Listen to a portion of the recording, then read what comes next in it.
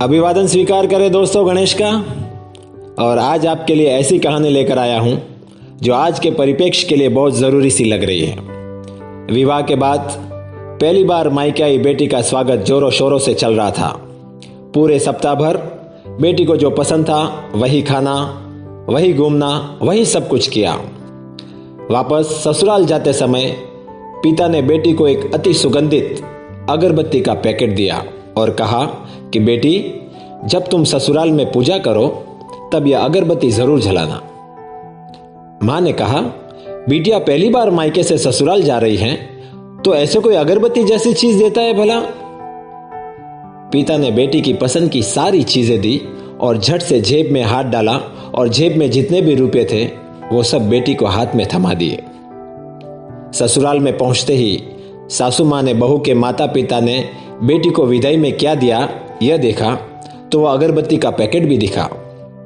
सासू मां ने मुंह बनाकर बहू को बोला, कल पूजा में यह अगरबत्ती जरूर जला देना। पूजा करने बैठी तो वह अगरबत्ती का पैकेट खोला तो उसमें से एक चिट्ठी भी निकली जो कि पिताजी के हाथ से लिखी हुई थी। लिखा था, बेटा, यह अगरबत्ती स्वतः जलती है मगर संपूर्ण घर को सुगंधित कर देती है।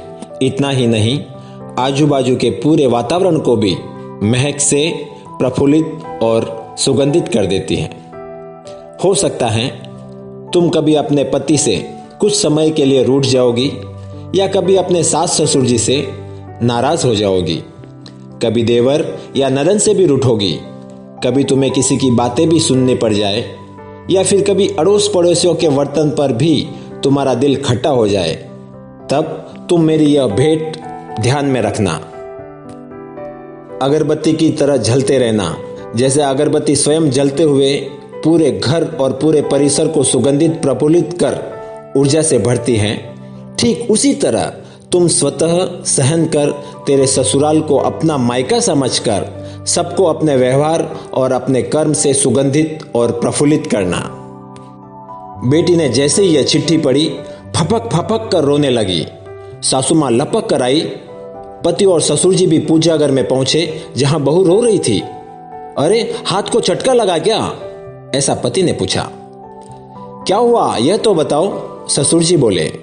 सासू मां आजू बाजू के सामान में कुछ है क्या यह देखने लगी तो उन्हें पिता द्वारा सुंदर अक्षरों में लिखी हुई एक चिट्ठी नजर आई।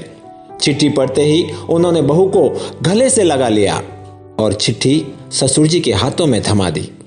चश्मा ना पहनने होने की वजह से चिट्ठी बेटे को देकर पढ़ने के लिए कहा।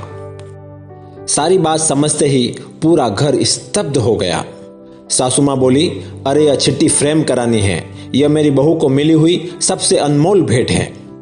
पूजा घर के बाजू में ही इसकी फ्रेम होनी चाहिए।